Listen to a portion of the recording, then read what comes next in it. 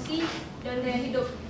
Pengaruh tayangan ini terhadap perilaku Kapten Fauzan dapat dilihat dari bagaimana Kapten Fauzan senang mempraktekkan dan melakukan gaya-gaya Naruto saat bermain.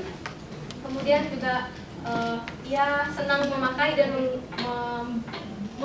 meminta barang-barang yang bergambar karakter-karakter dari tayangan yang ia sukai. Selain itu, dari sisi emosi, pengaruh ini dapat terlihat dari bagaimana ia lebih agresif dan lebih cepat marah ketika ada hal yang tidak ia senangi.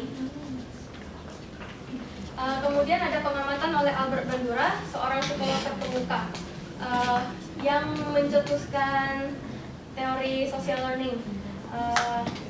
Eksperimen ini dinamakan eksperimen Bobodol. Bandura mengelompokkan dua kelompok anak, yaitu kelompok A dan kelompok B. Masing-masing kelompok ini diminta untuk memperhatikan orang dewasa yang berperilaku berbeda. Kelompok A diminta untuk memperhatikan orang dewasa yang berperilaku agresif, seperti menendang, mencubit, mencakar, menjerit, membudol, dan lain sebagainya.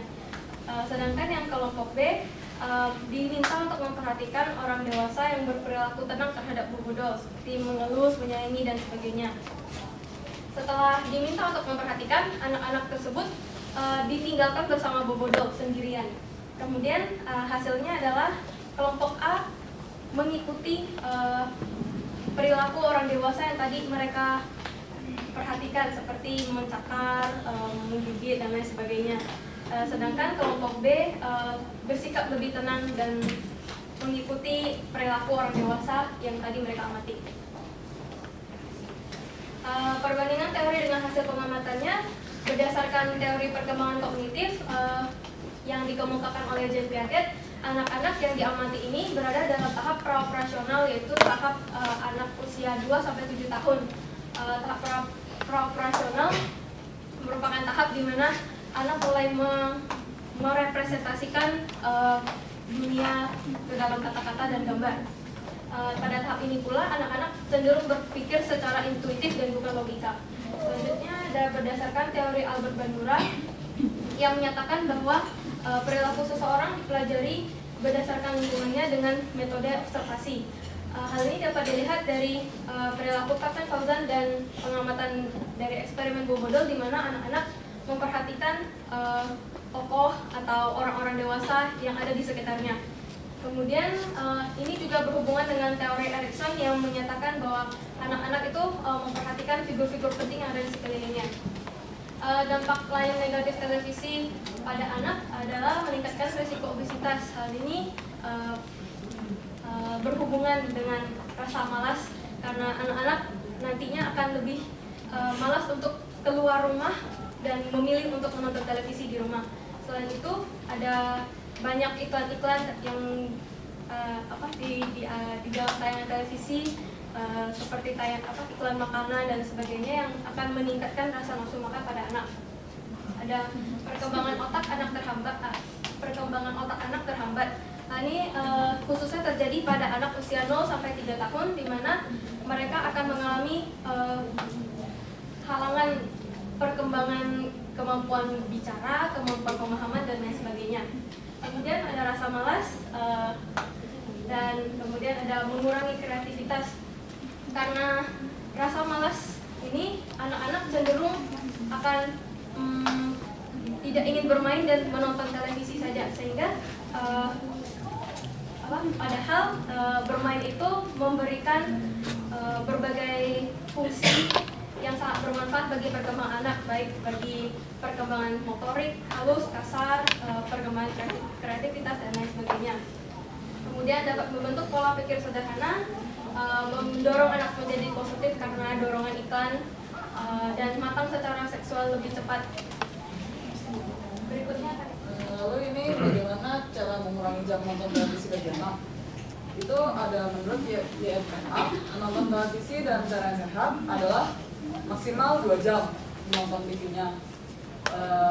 Terus peran orang tua itu juga sangat berpengaruh bagi anak-anak untuk mengatur waktu, jam menontonnya. Terus lalu ini bagaimana mengurangi jam nonton televisi bagi anak? Yang pertama itu melakukan aktivitas luar, seperti olahraga, terus mengembangkan kemandirian, meningkatkan intelektual, latih motorik, menguatkan hubungan kekeluargaan. Dan juga orang tua di sini sangat membantu untuk membuat jadwal menonton televisi bagi anak. Bagaimana mengurangi jam nonton televisi bagi anak? Ada lagi menyiasati lokasi penempatan televisi. Hindari menonton televisi di kamar anak, hindari menonton televisi di sentral daerah rumah, dan menjadikan televisi sebagai babysitter. Ini simpulannya, acara yang ditayangkan di TV sangat mempengaruhi pertumbuhan anak, perkembangan, dan pola pikir yang akan berpengaruh dalam perilaku anak ketika ia sudah dewasa nanti. Terus berbagai acara di televisi dapat mempengaruhi karakter anak secara permanen. Yang berikut saran yang dapat diberikan: lebih meluangkan waktu, mengganti dalam rutinitas lain seperti tadi olahraga, memperkuat hubungan keluarga, beri batasan waktu menonton. Yang terakhir, membuat gagasan satu malam tanpa televisi. Saya jadi Ganda dari kelompok Nusantara. Saya ingin bertanya, tadi kan yang disebutkan itu sebenarnya mudah untuk diterapkan kepada anak-anak untuk melarang mereka menonton TV terlalu banyak. Tapi bagaimana? Nah, yang kita tahu sendiri sekarang anak-anak semakin maju dalam teknologi dan semakin susah diatur. Nah, bagaimana untuk mengatur anak yang ingin tetap menonton dan sulit diatur serta manja? Kalau kita kerasin juga itu kan nggak bagus buat mereka. Jadi bagaimana solusi? Terima kasih. Tetap putusnya pertanyaannya. Oke. Herman. Saya Herman dari kelompok Singa. Saya ingin menanyakan di tengah tahap. Oke, pertanyaannya di tengah tahap tumbuh berkembangnya seorang anak, di mana anak ini kan suka meniru tayangan di televisi. Menurut kelompok Anda, bagaimanakah solusi yang diberikan apabila seorang anak ini hidup di tengah masyarakat urban, di mana kedua orang tuanya ini tidak mempunyai cukup waktu untuk hadir mengawasi tayangan yang ditonton oleh anak tersebut? Terima kasih.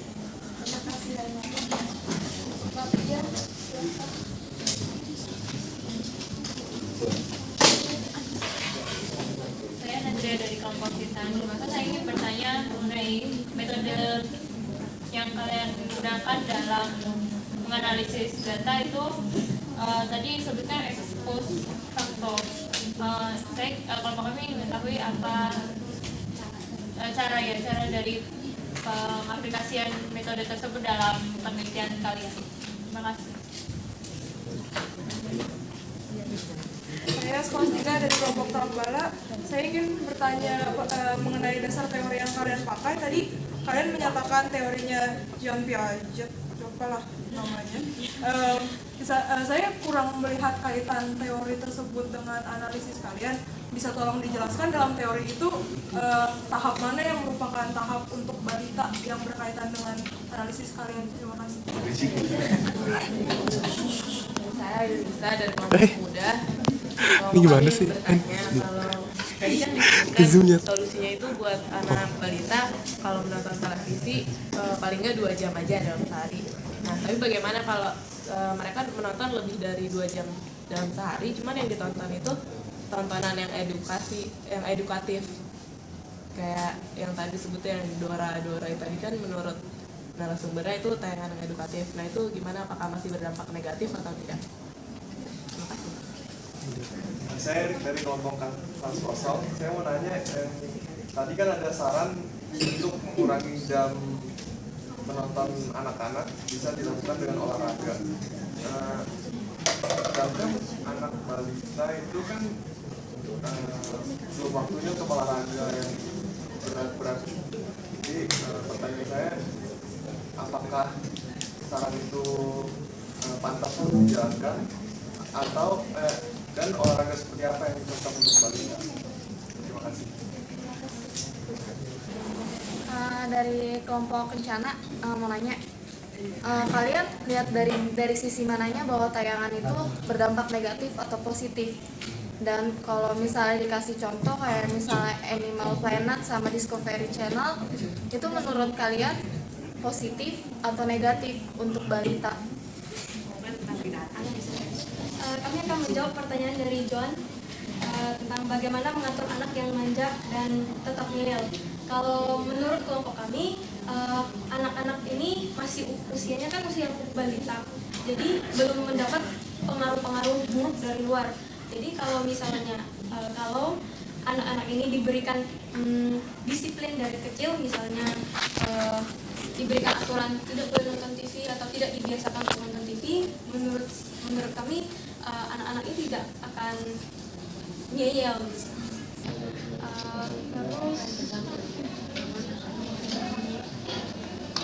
Kemudian pertanyaan dari Herman, kelompok Singa, bagaimana solusi untuk mengatur anak yang gemar nonton TV tapi orang tuanya sibuk bekerja?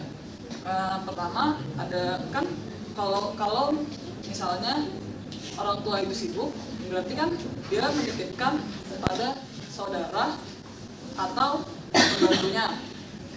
Itu orang tuanya bisa menitipkan pesan pada pembantu atau saudara itu agar mengatur mengatur jadwal anak untuk menonton dan membatasinya. Selain itu ada juga strategi yang tadi yang sudah disebutkan dalam presentasi kita, itu strategi meletakkan televisi di dalam rumah. Jadi tidak menempatkan pada sentral rumah dan tidak meletakkan pada kamar anak. Untuk pertanyaan Natria, apa itu ex post facto dan aplikasinya? Jadi metode ex post facto itu metode penelitian yang bertujuan untuk menemukan penyebab perubahan, dan aplikasi yang kami gunakan pada makalah ini. Aplikasinya itu dapat dilihat dari bagaimana kami meneliti data-data sekunder yang telah kami ambil. Untuk pertanyaan dari Scholastica tentang tahap Jean Piaget dan apa hubungannya dengan makalah kami, jadi dalam teori Jean Piaget itu ada tahap praoperasional, dan anak-anak ini masuk dalam tahap praoperasional, dan dalam makalah kami juga ada tertulis bahwa anak-anak dalam tahap praoperasional berpikir lebih intuitif dan bukan logika. Jadi dilihat dari bagaimana mereka melihat menonton televisi itu lebih tidak dipikirkan oh ini baik atau buruk, mengikuti apa yang mereka lihat, Berikutnya pertanyaan dari Ainisa dari kelompok muda, bagaimana kalau menonton lebih dari 2 jam tapi tayangannya edukatif? Menurut kelompok kami tetap dapat dampak negatifnya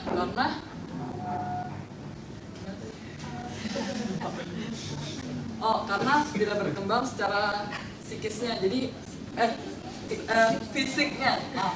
Jadi tidak berkembang secara fisiknya, maksudnya dia tetap pada posisi itu menonton televisi dan menjadi pasif, pribadi yang pasif karena tidak melakukan aktivitas lain kecuali menonton TV biarpun edukatif. Kemudian saya akan menjawab pertanyaan dari Erik dari kelompok Kanvas, olahraga apa yang cocok untuk balita? Maksud dari kelompok kami itu olahraga yang dimaksudkan itu bukan melakukan olahraga yang berat, melainkan lebih ke arah menggerakkan badan, menggerakkan anggota tubuh sang balita. Dan contohnya itu seperti belajar merangkak atau belajar berjalan dengan asuhan orang tuanya. Kemudian menurut kelompok kami seorang balita juga bisa melakukan olahraga seperti olahraga berenang, tetapi tetap di bawah bimbingan orang dewasa. Cukup sekian presentasi dari kami. Atas perhatiannya terima kasih.